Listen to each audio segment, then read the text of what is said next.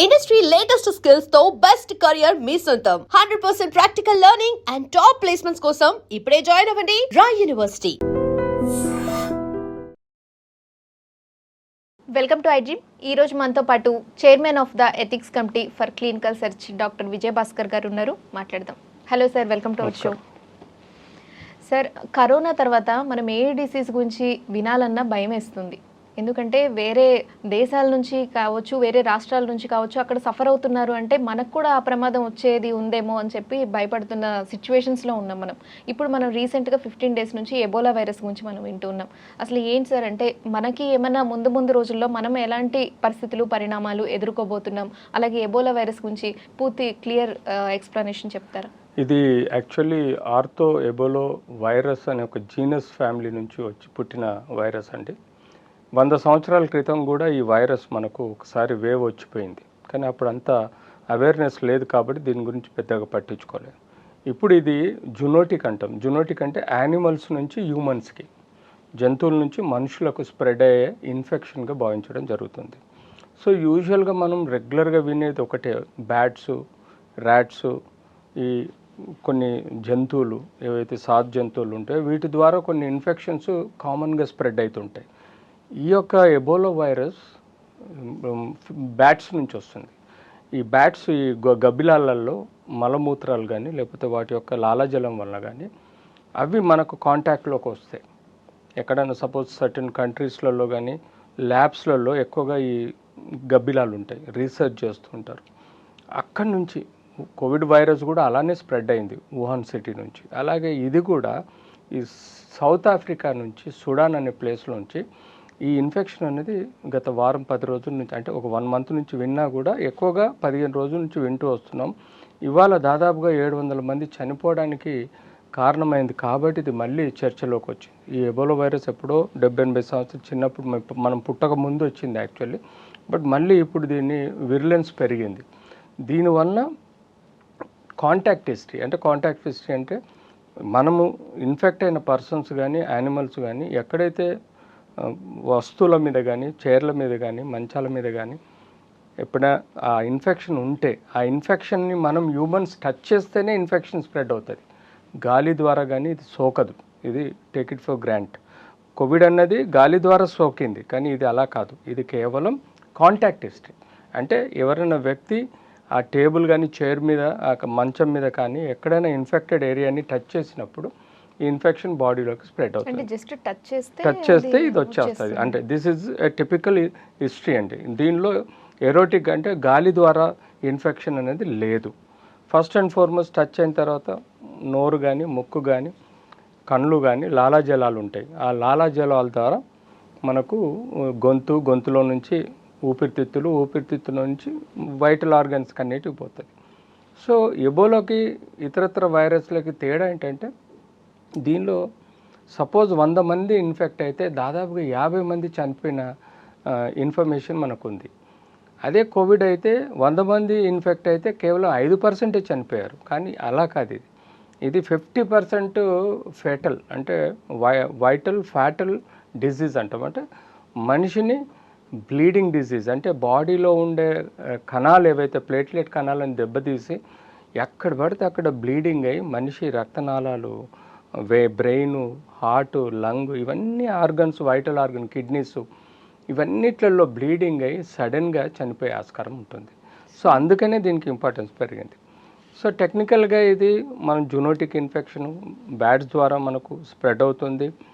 Initially మనకు రెగ్యులర్గా అన్ని ఫ్లూ డిజీజెస్ వచ్చినట్టుగానే దగ్గు, జలుబు, జ్వరము, అలాగే కడుపు నొప్పి, అలాగే బ్లీడింగ్ సిమ్టమ్స్ అన్నీ ఇలానే ఉంటాయి. మనకు రొటీన్ ఇన్ఫెక్షన్లు రొటీన్ ఉంటాయి. కానీ టిపికల్గా ఐడెంటిఫై చేయాలంటే బ్లీడింగ్ అవుతూ ఉంటుంది నోట్లో కానీ, లేకపోతే ఎక్కడ ఈ పెదవుల దగ్గర కానీ, లేకపోతే ఎక్కడైనా పళ్ళు ఏదైనా బ్లీడింగ్ అయినా, అలాంటి బ్లీడింగ్ డిజార్డర్స్, ఫీవర్తో పాటు ఈ దగ్గు, జ్వరము, కడుపు నొప్పి, అలాగే మనకు సివియర్గా క్రాంప్స్ రావడం, అంటే పేగుల యొక్క మజిల్స్ క్రాంప్స్ రావడం, ఇలా మొదలవుతుంది.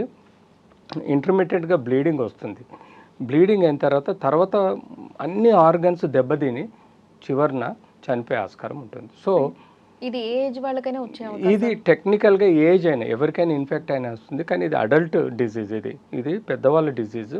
చిల్డ్రన్స్లో మనం తక్కువ చూస్తాం, పెద్దవాళ్ళలో ఎక్కువ చూస్తాం. సో అలా ఇప్పుడు సౌత్ ఆఫ్రికాలో దాదాపుగా 700 మందికి చనిపోవడానికి కారణమైంది. సో దీని మీద పర్టికులర్గా అన్ని వరల్డ్ హెల్త్ ఆర్గనైజేషన్ కానీ ప్రతి గవర్నమెంట్ ఏదైతే కంట్రీస్లలో ఉన్నాయో వాటి యొక్క హెల్త్ మినిస్ట్రీస్ కూడా అలర్ట్ అయినాయి. ఎందుకంటే కోవిడ్ లాగా ఇది స్ప్రెడ్ అయితే ఇంకా డేంజర్, ఇది 50% డెత్ రేట్ ఉందని చెప్పేసి భయపడడం జరుగుతుంది. ఎందుకు భయపడుతున్నారంటే ఇప్పటి వరకు దీనికి వ్యాక్సిన్ అంటూ రాలేదు.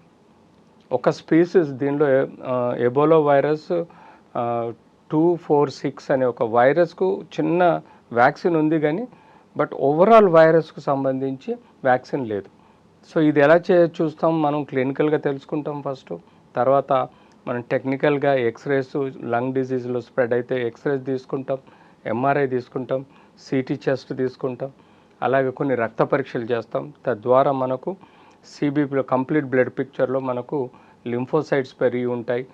సో తద్వారా మనం తెలుసుకోవడమే కాకుండా ఈ ఆర్టీపీసీఆర్ అనే ఒక స్ట్రెయిన్ స్టడీస్ చేస్తే, ఆర్టీపీసీఆర్ టెస్ట్ చేస్తే ఈ వైరస్ యొక్క స్పీసీస్ యొక్క స్ట్రెయిన్ చూసి దాన్ని బట్టి ఈ వైరస్ ఎబోలా వైరస్ అని తెలుసుకోవడం జరుగుతుంది. ఎక్కువగా ఏ దేశాల్లో కనిపిస్తుంది? ఇప్పుడు మాత్రం మనకు సౌత్ ఆఫ్రికాలో ఎక్కువగా ఈ గబ్బిలాల ద్వారా స్ప్రెడ్ అయినట్టుగా మనకు తెలుస్తుంది. అక్కడ దాదాపుగా కొన్ని వేల మందికి ఎఫెక్ట్ అయింది. సో ఇప్పుడు మరణాల సంఖ్య పెరుగుతుంది.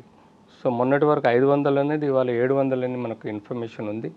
అందుకని WHO కూడా అన్ని కంట్రీస్ని ఎవరైతే ఆ సౌత్ ఆఫ్రికా వచ్చి వెళ్ళిపోతున్నారో, లేకపోతే ఎవరైతే అక్కడి నుంచి బయటకు దేశాలు వెళ్తున్నారో వాళ్ళని క్షుణ్ణంగా పరిశీలించి ఆర్టిఫిషియల్ టెస్ట్ నెగిటివ్ వచ్చిన తర్వాతనే పంపించడం. అలాగే మన ఇండియన్ గవర్నమెంట్ కూడా మెయిన్గా మనకు ఎక్కువగా ఇన్ఫెక్టెడ్ కేసెస్ ఎంట్రీ అయ్యేదంతా కేరళ రాష్ట్రం నుంచి.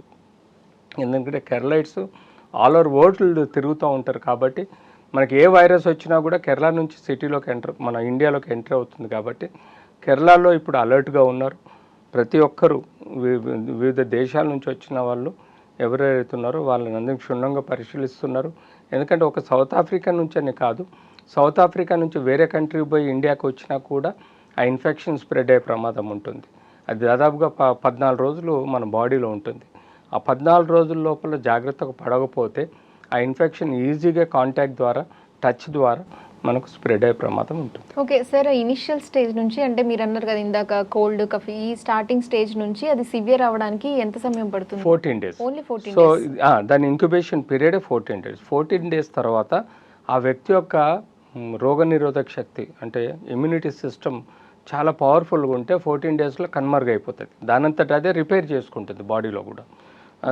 వి హ్యావ్ అది గొప్పతనం ఏంటంటే మన హ్యూమన్ బాడీ కానీ యానిమల్స్లో గొప్పతనం ఏంటంటే ఈ రోగ నిరోధక శక్తి అని ఉంది కాబట్టే మనం బతికి బయటపడుతున్నాం.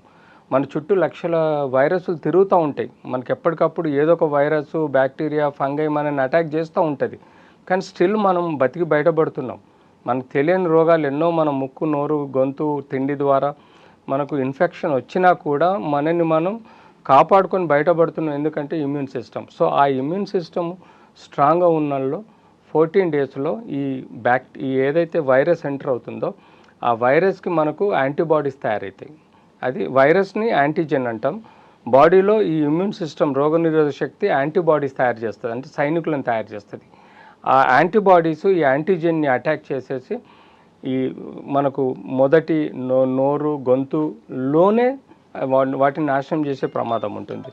ఎవరికైతే ఇమ్యూనిటీ పవర్ తక్కువ ఉంటుందో, ఎవరికైతే రోగనిరోధక శక్తి తక్కువ ఉంటుందో అట్లాంటి వాళ్ళల్లో ఊపిరితిత్తులు, ఆర్గన్స్, రక్తనాళాల్లో పోయి బ్లీడింగ్ డిజార్డర్ డెవలప్ అయ్యి మల్టీ ఆర్గన్ ఫెయిల్యూర్లో పోయి చనిపోయే ఆస్కారం ఉంటుంది. బట్ 90% మనకు most of the immune system తోటి మనకు అంటే మీరు చెప్పేదాన్ని బట్టి దీనికి వ్యాక్సిన్ ట్రీట్మెంట్ అయితే లేదు ప్రస్తుతం అయితే. ఇమ్యూనిటీ సిస్టమ్ బాగుంటుంది, సరిపోతుంది. ఎందుకంటే ఎనీ వైరస్, ప్రపంచంలో ఏ వైరస్ అన్నా కానీ మన బాడీలో ఒక వైరస్ ఎంటర్ అయినప్పుడు దాన్ని మనం యాంటీజెన్ అంటాం.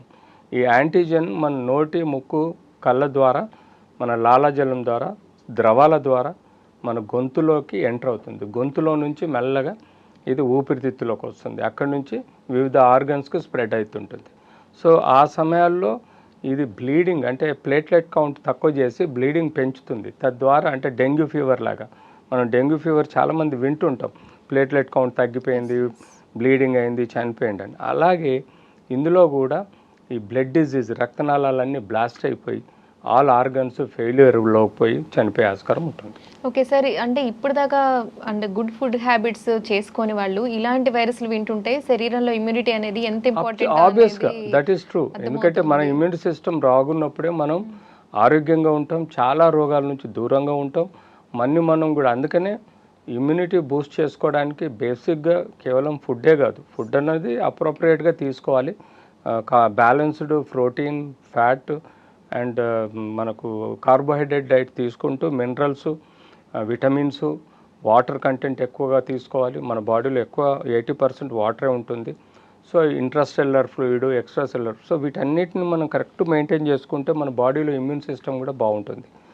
అదే కాకుండా మనం మానసికంగా కూడా మంచిగా ఉండడానికి స్పిరిచువల్ మీటింగ్స్ కానీ, మెడిటేషన్ కానీ, యోగా కానీ అండ్ ఫిజికల్ ఎక్సర్సైజ్ వీలైనంత వరకు ఒక ½ అవర్ నుంచి 1 అవర్ డైలీ ఫిజికల్ ఎక్సర్సైజ్ చేసుకోవాలి. సో ఇవన్నీ పాటిస్తూ ఉంటే మన బాడీలో ఇమ్యూన్ సిస్టమ్ గేరప్ అయి స్ట్రాంగ్గా ఉంటుంది. తద్వారా మీరు వాళ్ళకు ఆరోగ్యంగా కూడా ఉంటారు. ఏ వైరస్ అయినా కూడా అటాక్ చేసుకోగలుగుతారు. సొంత యాంటీబాడీస్ని డెవలప్ చేసి ఆ వైరస్ని నాశనం చేయడానికి ఆస్కారం ఉంటుంది. సార్, ఆ ఎబోలా వైరస్ గురించి, అలాగే ఎలా సోకుతుంది, అది ఎంత ప్రమాదకరం, అలాగే దాని నుంచి మనం రక్షించుకోవడానికి అసలు ఏ వైరస్ నుంచి అయినా కూడా మనం రక్షించుకోవడానికి మనం ఎలాంటి ఫుడ్ హ్యాబిట్స్ చేసుకోవాలి, ఇవన్నీ క్లియర్గా ఎక్స్ప్లెయిన్ చేశారు. Thank you sir. And for more videos, Please subscribe to iDream channel. Subscribe to iDream Media. Please subscribe to iDream. Please subscribe to iDream. Please subscribe iDream. And please subscribe to iDream. For more videos, subscribe to iDream. please like, share and subscribe to the channel. Congratulations, iDream. Subscribe to iDream. Subscribe to iDream. So subscribe to iDream Media. iDream की iDream team अंदर की huge congratulations. Please subscribe iDream Media. Please subscribe to iDream. Subscribe iDream. Please subscribe to iDream. iDream అంటే నా కళల ఛానల్ను subscribe చేసుకున్న నోరు తిరుగుతలేదు, మీరైతే గంట గుర్తు కొట్టండి. For more such videos, please subscribe to iDream. Subscribe to iDream. Please subscribe to iDream. Please subscribe iDream Media. Please do subscribe to iDream. Please subscribe to iDream Media. For best entertainment and information, please subscribe iDream. And don't forget to subscribe to iDream.